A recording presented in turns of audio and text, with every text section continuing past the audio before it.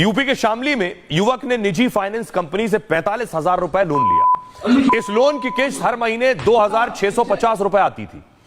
4 महीने तक युवक समय पर फाइनेंस कंपनी को किस्त पहुंचा पाया, लेकिन इस महीने दिक्कत होने से किस्त देने में थोड़ी देर हो गई। इस पर फाइनेंस कंपनी के मैनेजर ने युवक को अपने दफ्तर पर बुलाया, उसे गालियां दी, मारपीट की। जब इससे भी मन नहीं भरा तो दफ्तर में ही उसे मुर्गा बना दिया। पैसा लेने वालों पर धौंस जमाने के लिए वीडियो भी बनाया और फिर सोशल मीडिया पर इसे वायरल किया। अब यही वीडियो फाइनेंस कंपनी के मैनेजर के लिए मुसीबत बन गया। युवक की पत्नी ने मैनेजर के खिलाफ थाने में मामला दर्ज करा दिया है और अब पुलिस मुर्गा बनाने वाले मैनेजर साहब को तलाश रही है। लेकिन रिकवरी के कुछ खास नियम है। इस तरह की कोई ज्यादती और जबरदस्ती करता है तो उसके लिए भी खास अधिकार और हक है। बैंक और फाइनेंस कंपनियां लोन देने का काम करती हैं। आरबीआई यानी भारतीय रिजर्व बैंक इसके लिए नियम तय करता है। लोन के बदले में ब्याज से ईएमआई में भुगतान करना होता है।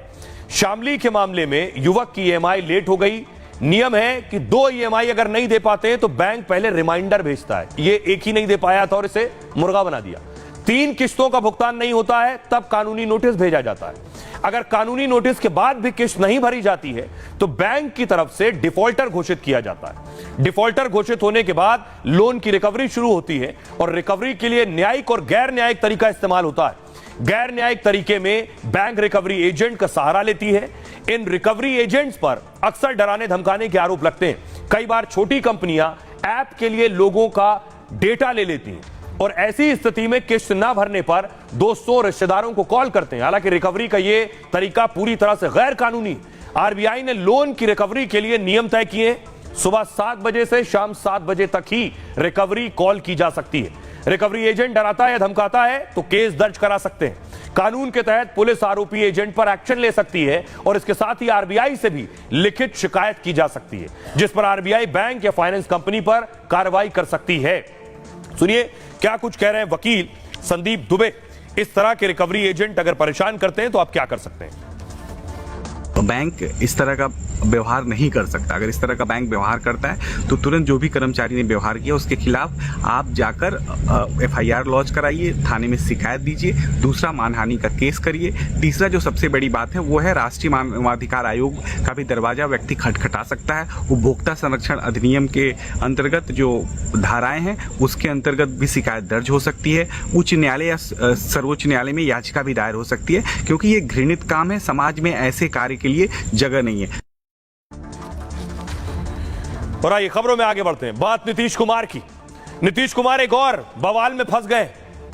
कैसे नीतीश बुरे फंस गए? दरअसल नीतीश कुमार ने कल एक बयान दिया था विधानसभा में, मैंने आपको सुनवाया था। बयान एक महिला विधायक पर था। नीतीश बोलते बोलते महिला विधायक को डांट गए, डपट गए, लेकिन वो उन्हें महंगा पड़ गया। अब उस पर बवाल शुरू हो गया। अगली तस्वीर देखिए जरा। आज प्रोटेस्ट हुआ। राबड़ी देवी और आरजेडी के नेताओं ने प्रोटेस्ट किया नीतीश कुमार के खिलाफ कि नीतीश कुमार माफी मांगे। अगली तस्वीर देखिए। और विधानसभा के अंदर भी इस पर हंगामा हुआ। विधानसभा के अंदर की तस्वीर देख रहे हैं। विधायक खड़े हो गए और नीतीश से माफी की मांग करने लगे। जरा पूरा बवाल क्या हुआ, क्यों हुआ, ये रिपोर्ट देखिए। चुप रहिए। इन लोगों के साथ जो है ये लोग कोई महिला को आगे बढ़ाया था। अरे हम 5 के बाद में महिला को बढ़ाया है, बोल रही हो।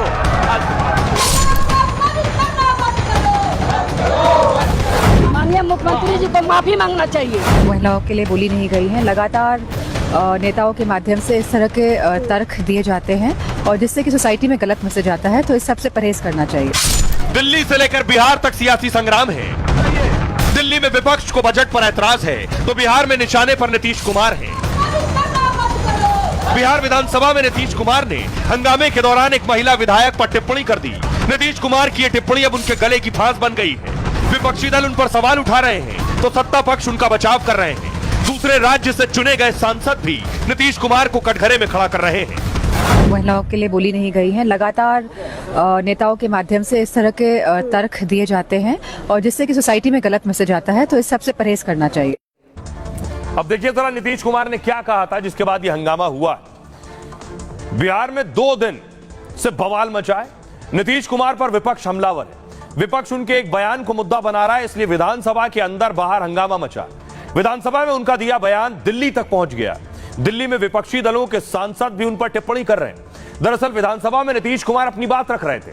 जिसमें वो आरक्षण पर सरकार के कदम की जानकारी दे रहे थे। इसी दौरान विपक्ष के विधायक बार बार टोका टाकी कर रहे थे, जिसके बाद नीतीश कुमार ने अपना आपा खो दिया।